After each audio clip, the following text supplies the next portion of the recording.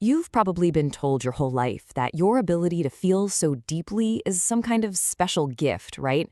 But what if it isn't? What if it's something else entirely?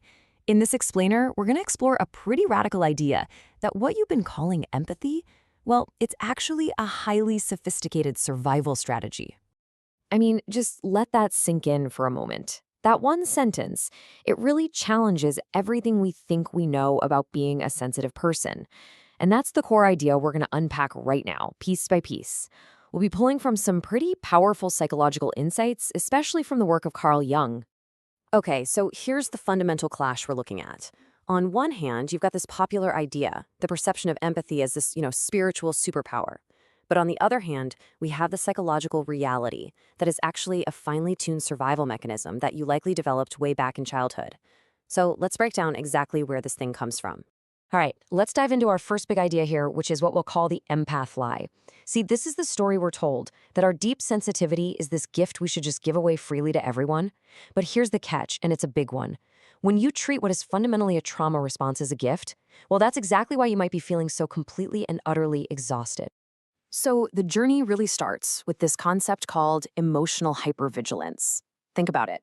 If you grew up around adults who were, let's say, unpredictable, your safety, both physical and emotional, depended entirely on your ability to read them. You had to become an expert, a kind of human radar, at sensing those emotional storms before they ever made landfall. The famous psychologist Carl Jung actually had a name for this. He called it premature ego adaptation. It sounds complicated, but all it really means is that you learned to adapt to the world by focusing on everyone else's needs, because your own needs were treated as an inconvenience or maybe just too much. Your brain literally, and I mean literally, rewired itself to see anticipating others' needs as the safest path forward. So I have a very direct question for you, and I want you to think about this honestly. Did you learn how to read the room before you learned how to read a book? If the answer to that is yes, then what you have isn't a gift. It's a state of chronic exhaustion. And this leads us right into the really destructive consequences of misunderstanding this trait. Let's talk about something called the burnout paradox and really get into why this compulsive caring is just draining your life force. So here it is, the empathic paradox.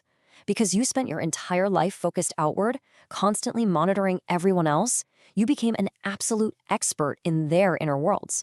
But the cost? Wow, the cost was high. You may have become a complete stranger to your own feelings, your own needs, and your own desires. And this leads to something really important getting shoved away, hidden in what Carl Jung would call your psychological shadow.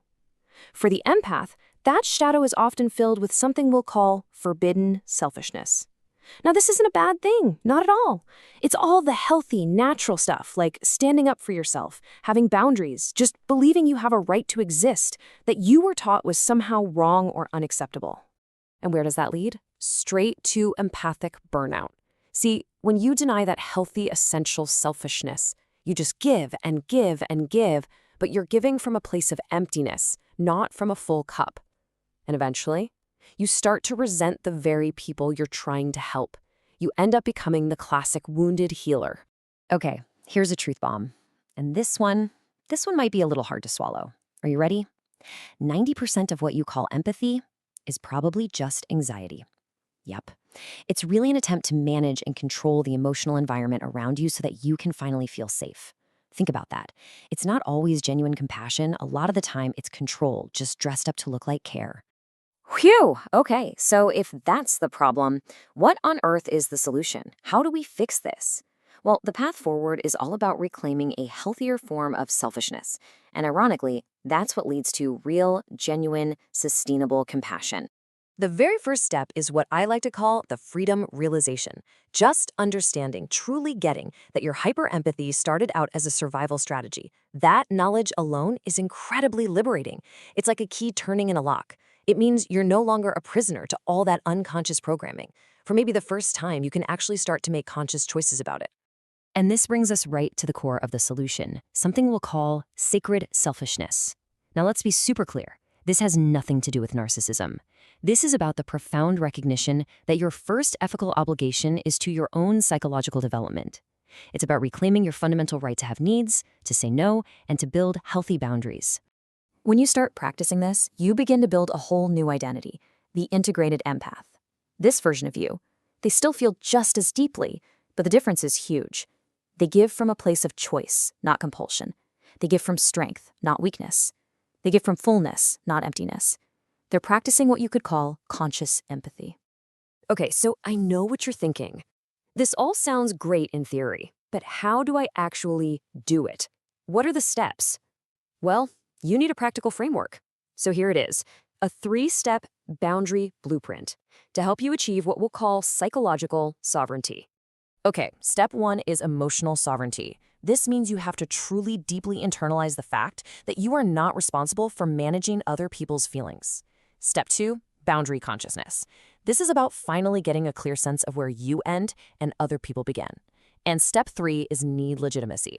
This is where you fully accept that your needs are just as valid and just as important as anyone else's, period. Now that first point, it is absolutely the most critical one. And this quote really nails why. Think about it. Every time you jump in to fix or manage someone else's feelings, you're not actually helping them. You're robbing them of their own opportunity to learn, to process, and to grow for themselves. All right, I have to give you a heads up here. When you start putting this into practice, your relationships are going to go through what you could call a great recalibration. The people who relied on your lack of boundaries, the emotional vampires, they're going to get frustrated, and some of them might leave. And you have to let them go, because their departure is what makes room for your equals to show up, the people who will actually respect you as a whole sovereign person. So I want to leave you with one final thought to chew on. We started this by questioning the word gift. So what if choosing yourself, focusing on your own needs, setting those boundaries, and giving from a place of genuine fullness? What if that isn't selfish at all? What if it's the ultimate, the most authentic act of compassion you can possibly offer? Not just to yourself, but to everyone around you?